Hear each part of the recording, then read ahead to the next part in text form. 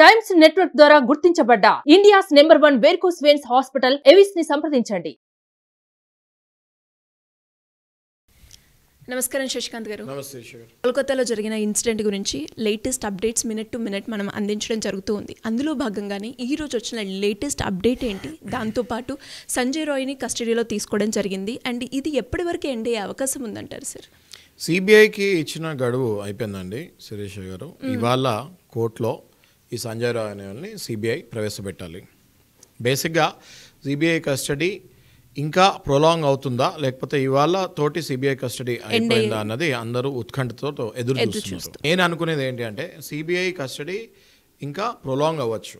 Though CBI has confirmed that only Sanjay Roy is involved in the physical rape and murder, అంటే ఆ స్పాట్లో only Sanjay రాయే ఉన్నాడు అని నిర్ధారించేశారు, ఇంకెవరూ ఇన్వాల్వ్ అవ్వలేదు అన్నది నిర్ధారించేశారు. అండ్ అలాగే సార్ మీరు అన్న పాయింట్ బేస్ మీద నిన్న కూడా మనం మాట్లాడుకోవడం జరిగింది అండ్ కోర్టు తీర్పు కూడా ఇవ్వడం జరిగింది, ఒక సంజయ్ రాయే ఇన్వాల్వ్ అయ్యారు అని.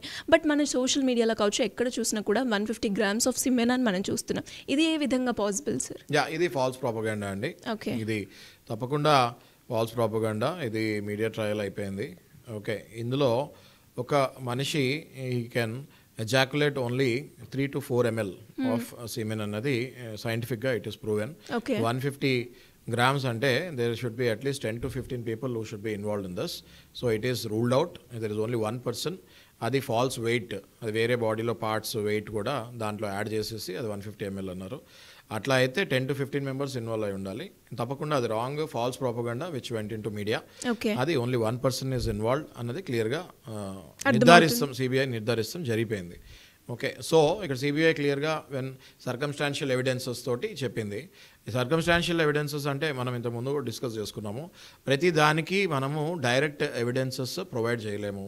స్పెషల్లీ కేసెస్ లైక్ ఇట్లాంటి కేసెస్లో అక్కడ ఇన్సిడెంట్ జరిగిందా లేదా అన్నది 4 walls మధ్యలో జరుగుతుంది కాబట్టి అక్కడ కెమెరా లేకపోతే అక్కడ ఆబ్వియస్గా ఇంకో మనిషి ఎవరైనా ఉంటే అది వాళ్ళ మనిషి ఉంటారు కాబట్టి అలా ఎవిడెన్స్ రాదు.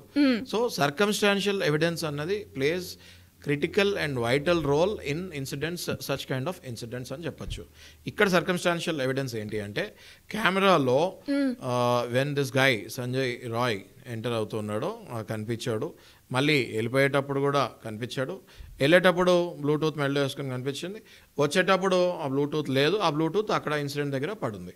That is circumstantial evidence. Second circumstantial evidence ఏంటి, విత్ ప్రూఫ్ ఏంటి అంటే చనిపోయిన అమ్మాయి గోర్లలో ఉన్న స్కిన్ ప్లస్ ఆయన ఒంటి మీద ఉన్న బాడీ మీద ఉన్న గీతలది కంపేర్ చేసుకుంటే అది ఆయన స్కిన్ అని తెలిసింది. ఇట్లా అనేక సర్కమ్స్టాన్షియల్ ఎవిడెన్సెస్తో ప్రూవ్ చేసి క్లియర్గా ఆ టైంలో ఓన్లీ సంజయ్ రాయ్ ఒకడే ఉన్నాడు, సంజయ్ రాయ్ ఒకడే ఇది చేస్తుంటాడు అనేసి నిర్ధారించారు.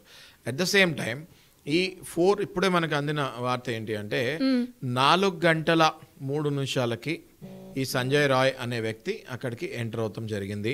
4 గంటల 40 నిమిషాలకి ఈ సంజయ్ రాయ్ అనే వ్యక్తి అక్కడి నుంచి వెళ్ళిపోవటం జరిగింది. అంటే ఈ ఇన్సిడెంట్ మొత్తం ఆ రాక్షసుడు 37 నిమిషాల్లో చేసి వెళ్ళిపోయాడు. within 37 minutes he has done all this nuisance and nonsense and అక్కడి నుంచి వెళ్ళిపోవటం జరిగింది. అంటే మీరు ఆలోచించండి, ఆయన ఒక సివిక్ వాలంటీర్, అంటే పోలీస్ తర్వాత పోలీస్ లాంటోడు ఈ హాస్పిటల్కి. ఆయనని నియమించేటప్పుడు ఆయన మెంటల్ కండిషన్ ఎట్లుంది, ఆయన క్రిమినల్ హిస్టరీ ఏంటి, ఆయన ఫ్లాష్ బ్యాక్ ఏంటి, ఆయన బ్యాక్గ్రౌండ్ ఏంటి, ఇవన్నీ చూడకుండా ఇట్లాంటి వాళ్ళని అట్లాంటి హాస్పిటల్స్కి వాలంటీర్స్ లాగా అట్లాంటి హాస్పిటల్స్కి ప్రొటెక్షన్ అండి, ఈ suppose to protect that hospital.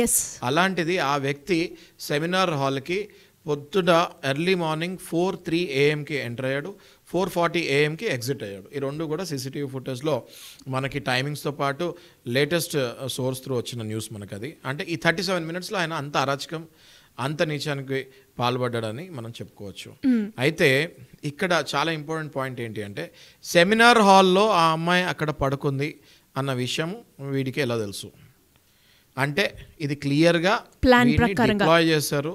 వీడిని అక్కడ డిప్లాయ్ చేసి ఒక కిరాయి మర్డర్ ఎట్లా చేస్తారో అట్లా చేయించారన్నది తెలుస్తుంది. మనం ఇదే కంటెస్ట్ని ఇప్పుడే మనకి జస్ట్ 1 or 2 days బ్యాక్ వాళ్ళ పేరెంట్స్ తోటి జరిగిన ఇంటర్వ్యూ చూసుకుంటే వాళ్ళ పేరెంట్స్ ఏమన్నారంటే, అది బెంగాలీ లాంగ్వేజ్లో ఉంది, దాన్ని ట్రాన్స్లేట్ చేసి నేను విన్నాను. వాళ్ళ పేరెంట్స్ అన్నది ఏంటి అంటే, మా అమ్మాయి కాలేజ్కి వెళ్ళాలి అంటే లాస్ట్లో అంటే అమ్మాయి చనిపోయే ఒక 2 వీక్స్ 3 వీక్స్ ముందు నాకు కాలేజ్కి వెళ్ళాలని లేదు, నాకు కాలేజ్కి వెళ్ళాలంటే భయం వేస్తుంది, మా ప్రిన్సిపల్ నన్ను ఫెయిల్ చేస్తాడు అని చెప్తాం జరిగింది. ఆ అమ్మాయి మాటలతోనే చెప్తాం జరిగింది అని పేరెంట్స్ ధృవీకరించారు. అయితే ఇది మనము we can correlate this points of what she said to the ex employee who work there. ఆయన పేరు ఏంటంటే అఖ్తర్ అలీ. అఖ్తర్ అలీ అనే వ్యక్తి అదే కాలేజ్లో పనిచేసి దాని తర్వాత అక్కడి నుంచి వేరే కాలేజ్కి ట్రాన్స్ఫర్ అవుతుంది జరిగింది. అఖ్తర్ అలీ 2023 సంవత్సరంలో ఈ సందీప్ ఘోష్ అనే ప్రిన్సిపల్ మీద క్లియర్ కట్గా కంప్లైంట్ ఇస్తాం జరిగింది. ఇక్కడ అనైతిక పనులు నడుస్తున్నాయి, ఇక్కడ ఎన్నో మాఫియాలు, మెడికల్ మాఫియా నడుస్తుంది అని ఒక లెటర్ కూడా మెడికల్ కౌన్సిల్కి సబ్మిట్ చేస్తాం జరిగింది.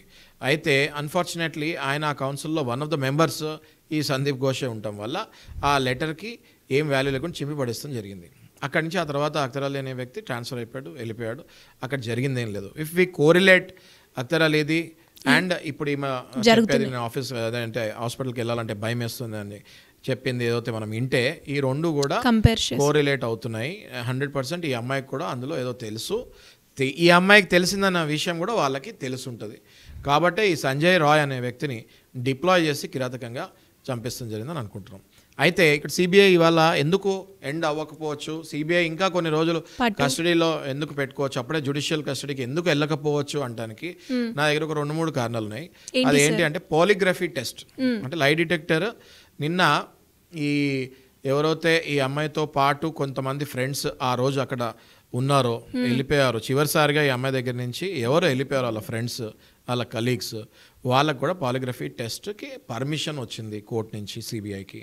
అట్ ద సేమ్ టైం ఈ సందీప్ ఘోష్ అనే ఆయనకు కూడా నిన్ననే ఈ లై డిటెక్టర్ టెస్ట్కి పర్మిషన్ వచ్చింది.